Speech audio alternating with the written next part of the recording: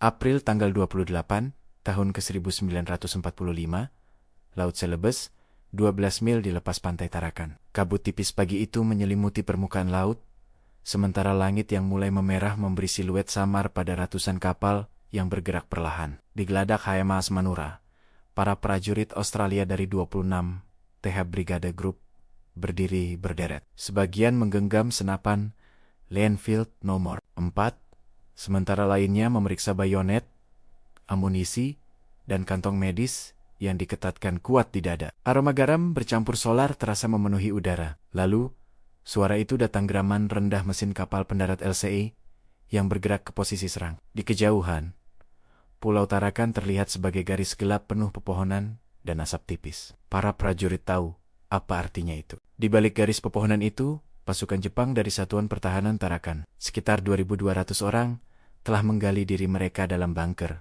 terowongan, dan posisi senapan mesin yang saling terhubung. Letnan Keith Williams, 24 tahun, memandangi pantai yang perlahan tampak jelas. Di tangannya, ia menggenggam helm baja, mencoba menenangkan degup jantungnya yang terus memukul tulang rusuk. Sementara itu, suara instruksi dari Komandan Kompi terdengar memenuhi geladak. Fix bayonets, check gear, 30 minutes to landing. Angin yang lembab membawa bau minyak mentah, bau yang sejak lama menjadi penanda bahwa Tarakan bukan sekadar pulau kecil. Ini adalah target strategis, tempat di mana sekutu pernah terusir 3 tahun lalu. Dan kini, mereka kembali dengan misi pembalasan. Tiba-tiba, langit di atas pulau meledak.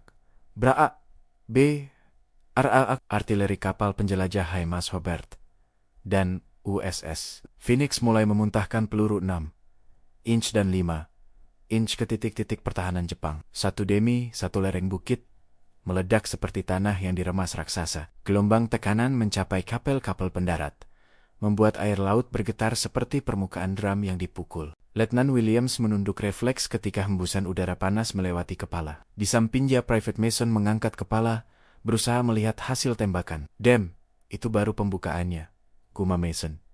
Dan memang benar, ini bukan sekadar tembakan penghalang, ini adalah persiapan untuk operasi besar. Operasi Oboai, bagian dari rencana sekutu untuk merebut kembali Borneo. Sementara kapal-kapal perang terus menyalak, barisan pesawat pembom B-24 Liberator muncul dari balik awan, membentuk pola segitiga besar. Suara dengung mesin mereka seperti gemuruh badai yang bergerak perlahan. Para prajurit menatap ke atas, terpukau oleh jumlahnya. Lalu, dari sisi barat, 2 lusin pesawat Kitty Hawk milik Raif menyambar rendah, menurunkan roket ke garis pantai Jepang. Ledakannya seperti cambuk api yang menyayat pasir, mengguncang seluruh pesisir. Batu, tanah, dan serpihan bunker beterbangan. Namun lelahnya bombardemen itu, tak satu pun dari prajurit Australia itu berani berharap bahwa Jepang sudah hancur sepenuhnya. Mereka sudah mendengar cerita dari New Guinea, dari Bougainville, dari Biak bahwa pasukan Jepang yang terdesak bisa berubah menjadi musuh yang nyaris tak bisa dihentikan. Kapal pendarat mulai bergerak maju. Air memercik ke kanan dan kiri ketika deretan LCI 33, LCI 53, dan LCI 109 melaju menembus gelombang kecil, menuju pantai lingkas titik pendaratan utama. Di kejauhan, asap semakin tebal, mengangkat bau kayu terbakar dan logam panas. Di dalam LCI, suasana berubah drastis. Dinding baja yang sempit dipenuhi bau keringat dan rasa cemas. Para prajurit saling berdesakan, menunduk setiap kali mendengar dentuman meriam sekutu yang lewat di atas kepala mereka. Letnan Williams berusaha membaca peta basah di tangannya. Jalur masuknya terlihat sederhana di atas kertas, tetapi ia tahu realitasnya tidak demikian. Jepang telah memasang ranjau di pantai, menyembunyikan senapan mesin di balik vegetasi, dan memperkuat setiap sudut jalur masuk menuju kota Tarakan. Perlahan, suara artileri kapal mereda, dan itulah momen yang ditakuti semua orang. Karena ketika tembakan sekutu berhenti, biasanya berarti ganti giliran Jepang untuk membalas. Dari balik pepohonan, muncullah kilatan pertama. Rentetan senapan mesin Type 92 Jepang menyapu permukaan laut, membuat percikan air memanjang seperti yari-yari raksasa yang mencoba meraih kapal pendarat. Kepala rendah, stay down, teriak. Serson, peluru memantul di dinding LCI, menimbulkan percikan api kecil. Prajurit Mason menahan napas, menggenggam senjatanya begitu erat, hingga buku jarinya memutih. Pantai Lingkas kini semakin dekat. Gelombang pertama pendaratan sudah ditembaki. Gelombang kedua, termasuk unit Letnan Williams, hanya punya satu pilihan. Maju. Apapun yang menunggu di pantai itu. April tanggal 28, tahun ke-1945, Pantai Lingkas, Tarakan, gelombang menghantam haluan kapal pendarat.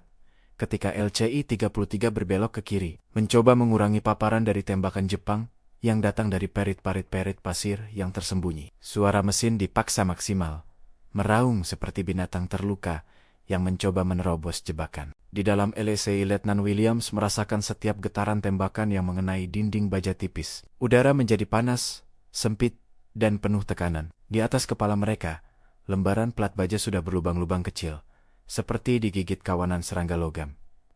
"Ramp in 10 seconds!" teriak awak kapal. Prajurit saling menatap, tidak ada yang berkata apa-apa. Beberapa memejamkan mata sebentar, bukan untuk berdoa, tetapi untuk menyiapkan diri menghadapi apapun yang menunggu begitu pintu depan dijatuhkan.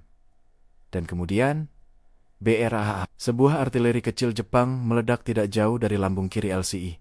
Percikan air naik setinggi tiang kapal. Letnan Williams terhuyung, memegang dinding kapal untuk menjaga keseimbangan. "Hold on! Hold on!" teriak seseorang. Api kecil muncul di sisi kiri, namun cepat dipadamkan oleh awak. Tetapi pukulan terburuk bukan pada lambung melainkan pada ombak. Gelombang tinggi yang terdistorsi ledakan membuat kapal pendarat melompat dan menghantam dasar dangkal pantai. Kapal berhenti mendadak. "Drop the ramp. Go. Go.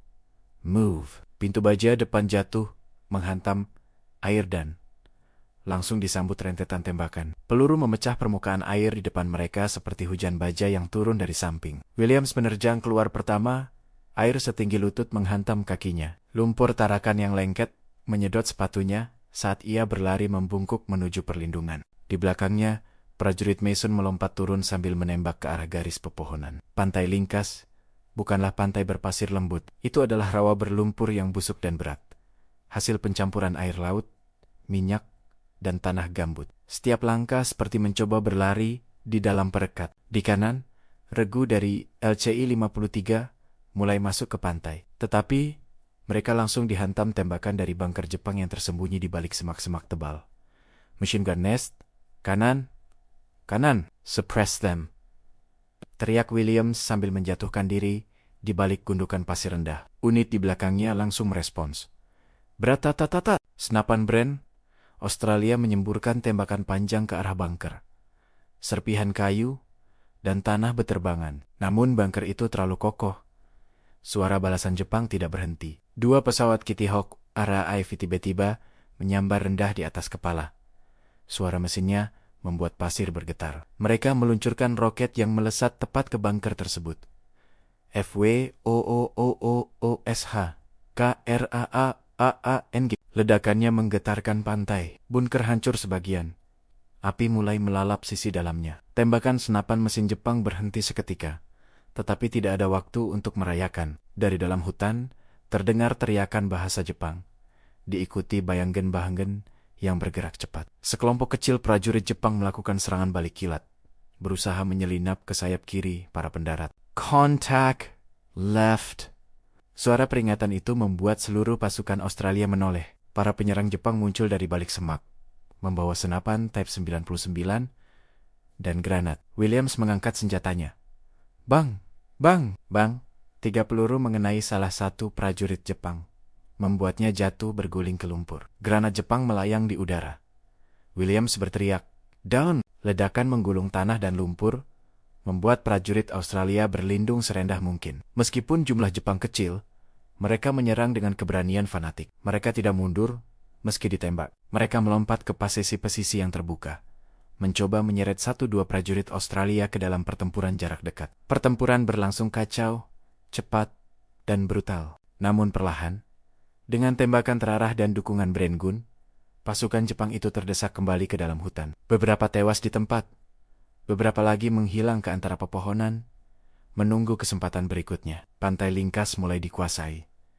Tapi ini baru pantai. Di depan mereka, kota Tarakan, bukit-bukitnya, ladang minyaknya, dan parit-parit pertahanan Jepang masih menunggu. Dan bau minyak yang semakin kuat menandai satu hal. Pertempuran yang sesungguhnya baru saja dimulai. April, tanggal 29, tahun ke-1945, Linkas tutarakan tahun.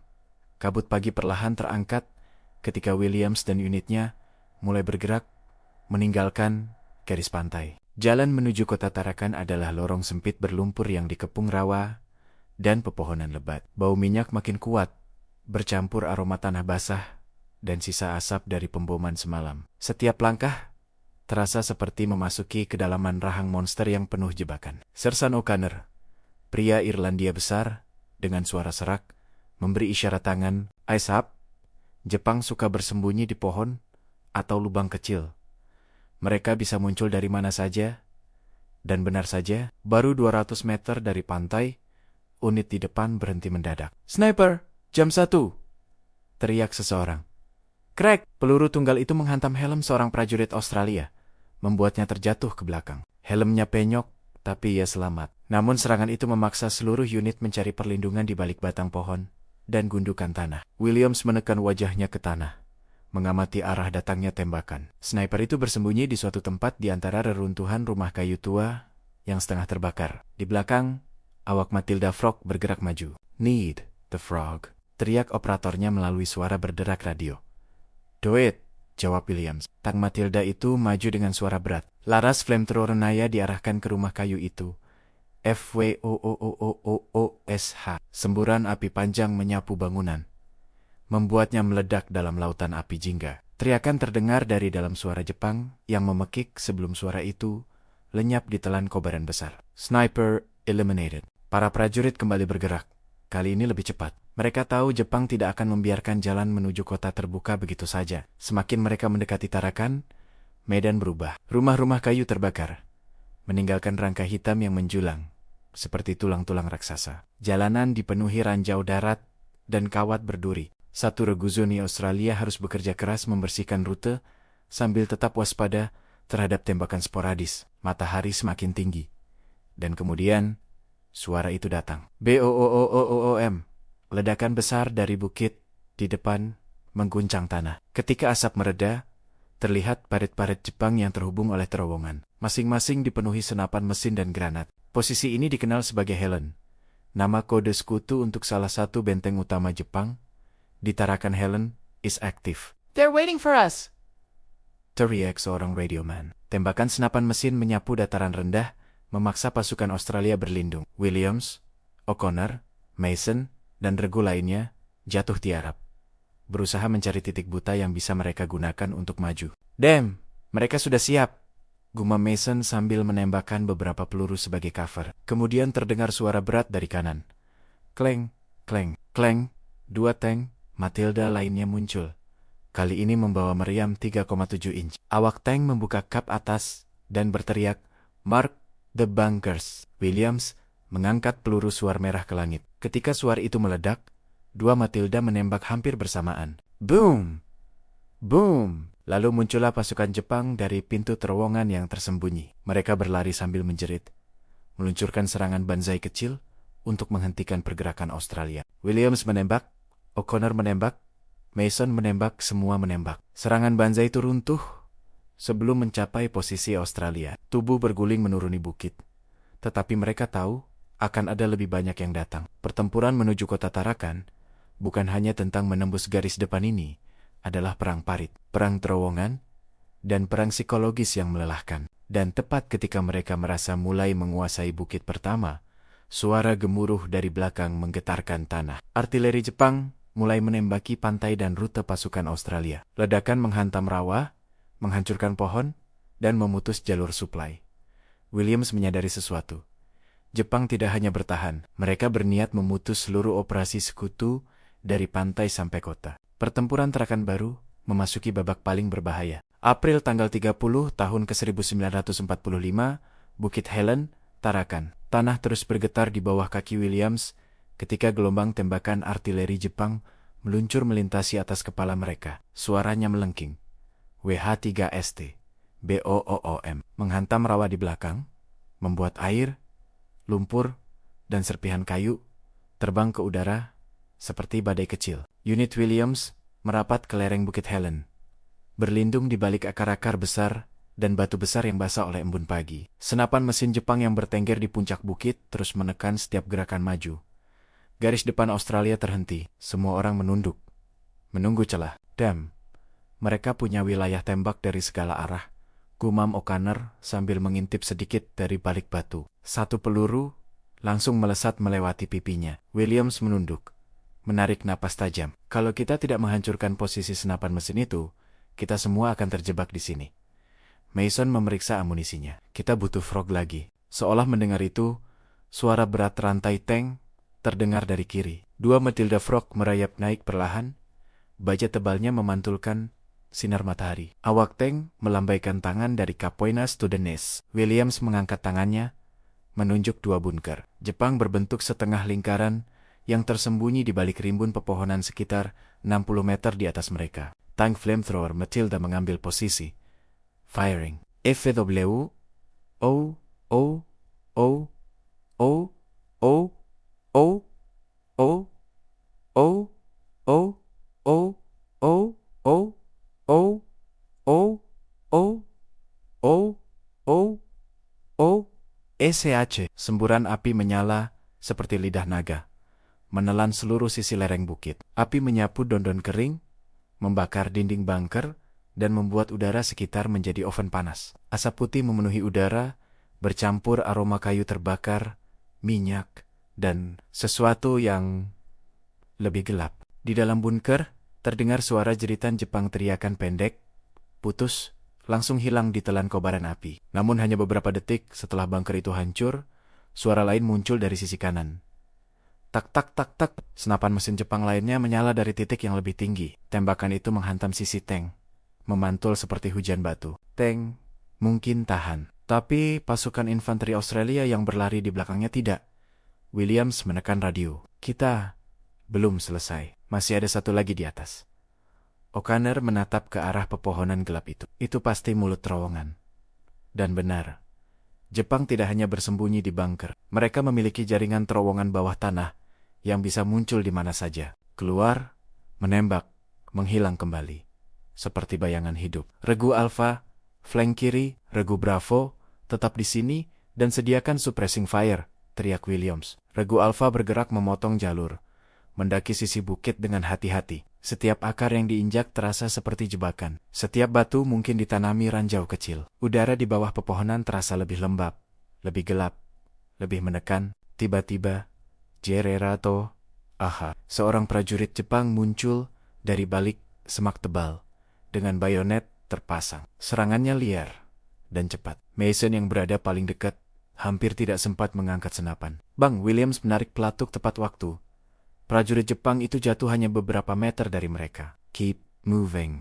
Suara Williams tegas, meski napasnya tercekat. Mereka mencapai mulut terowongan, lubang gelap selebar 2 meter, dijaga dua prajurit Jepang yang bersembunyi di balik akar pohon besar. Mereka menembak begitu melihat bayangan. Peluru menghantam tanah, memercikan debu dan serpihan kayu. Mason melempar granat. Frago!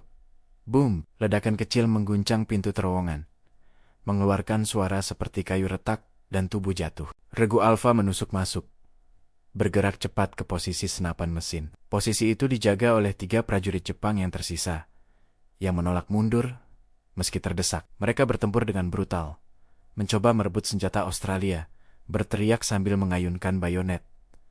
Pertarungan ini bukan lagi jarak jauh. Ini jarak 3 meter. Menghantam, menahan, menembak dari pinggang.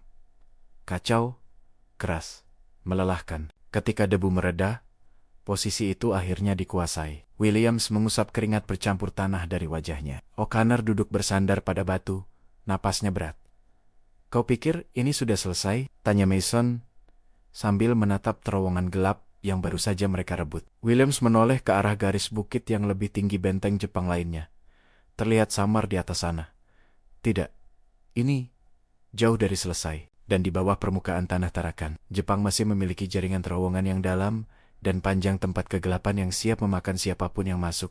Mei tanggal 1, tahun ke-1945, Bukit Helen. Pintu masuk terowongan barat. Kabut pagi itu turun pelan seperti tirai, menutupi mulut terowongan yang telah direbut regu Williams. Dari dalam, hanya terdengar tetesan air dan desi samar tanah yang bergerak akibat ledakan kemarin. Namun ketenangan itu menipu. Semua orang tahu bahwa Jepang tidak meninggalkan terowongan begitu saja. Terowongan itu adalah tubuh bawah tanah raksasa dibangun selama 3 tahun pendudukan Jepang. Cukup kuat untuk menahan bom kapal perang. Cukup gelap untuk membuat siapapun kehilangan arah.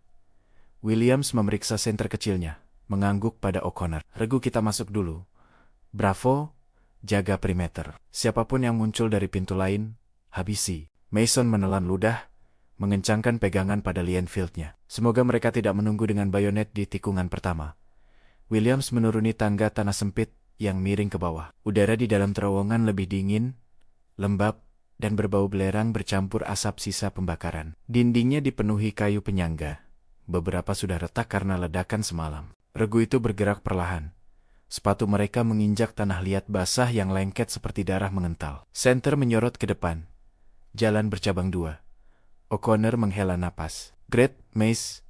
Williams memberi isyarat. 2 orang kiri, 2 orang kanan, tetap dekat. Jangan hilang suara. Regu kecil itu menyebar, tetapi tetap dalam jarak suara napas. Baru 5 langkah masuk ke lorong kiri, Mason berhenti mendadak. Williams, lihat ini. Di dinding terowongan, terpampang papan kayu kecil bertuliskan karakter Jepang yang dipahat kasar. Di bawahnya, tergantung lentera rusak dan 2 helm Jepang yang masih bernoda hitam gosong. Mereka membaca tulisan itu, pelen-pelen. Tidak ada yang mundur. Williams menghela napas panjang. Fanatik, sampai akhir. Suara gesekan mendadak terdengar dari depan. Semua senter langsung diarahkan ke sumber suara. Sebuah siluet bergerak cepat. Kontake! 2 prajurit Jepang berlari dari balik tikungan, tidak menembak tetapi membawa granat. Serangan bunuh diri. Williams langsung menembak. Pelurunya menghantam dada prajurit Jepang pertama. Granatnya terjatuh dan meledak di tanah sebelum mencapai target. BOOOMF. Ledakan meratakan sebagian dinding terowongan, membuat debu dan serpihan kayu beterbangan seperti badai kecil. Cahaya senter berputar kacau. Suara tercekik memenuhi ruang sempit. Are you hitch? Teriaki O'Connor. Negatif, jawab Williams, batu keras, mencoba meredakan debu dari wajahnya. Namun sebelum mereka bisa melanjutkan, tak, tembakan dari arah yang berlawanan menghantam dinding di atas kepala mereka. Jepang menunggu dari pintu cabang lain, menembak sambil berlari mundur, memancing Australia untuk masuk lebih dalam. Don't chase blindly, teriak Williams. Mereka ingin menjebak kita di bagian sempit, tapi mereka tetap harus maju. Seperlahan mungkin, regu itu melangkah ke depan. Cahaya senter menangkap reruntuhan kotak amunisi, helm pecah, dan sebuah radio Jepang tua dengan kabel putus. Ini bukan hanya terowongan pertahanan. Ini benteng terakhir. Ketika mereka mendekati ruang besar di ujung percabangan, suara langkah kaki dan teriakan rendah terdengar dari belakang. Kontak rear. Jepang muncul dari pintu masuk lain yang mereka lewatkan, pintu kecil tersembunyi di balik dedaunan kering. Mereka mencoba mengapit regu Williams dari belakang. Pertempuran berubah menjadi kekacauan total di ruang sempit selebar lorong bus. Tembakan memantul di dinding tanah. Bayonet beradu. 2 prajurit Australia terpental ke dinding saat seorang Jepang meluncurkan serangan banzai jarak dekat. Menerjang tanpa rasa takut. Williams menusuk dengan bayonet tepat waktu. Tubuh musuh jatuh menimpa lantai. Tapi ini belum selesai. Dari dalam ruang besar, terdengar suara berat, bukan manusia, tetapi mesin. Mason menatap Williams dengan wajah tegang. Mereka punya senapan mesin di dalam sana. Benar, Saha. Ketika debu mereda, cahaya senter menyingkap bunker mini di dalam terowongan posisi pertahanan terakhir Jepang. Dijaga 2 operator senapan, mesin Type 92, yang siap menutup jalan keluar manapun. O'Connor bergumam pelan, ini bukan terowongan lagi, ini kuburan. Williams menarik granat terakhirnya. Kita masuk serentak, tidak ada jalan lain. Dan ketika mereka bersiap memasuki ruangan gelap itu, suara dari luar terowongan menggema, "Frog tank ready." Williams tersenyum tipis, meski wajahnya penuh lumpur. Waktunya memberi mereka matahari pagi.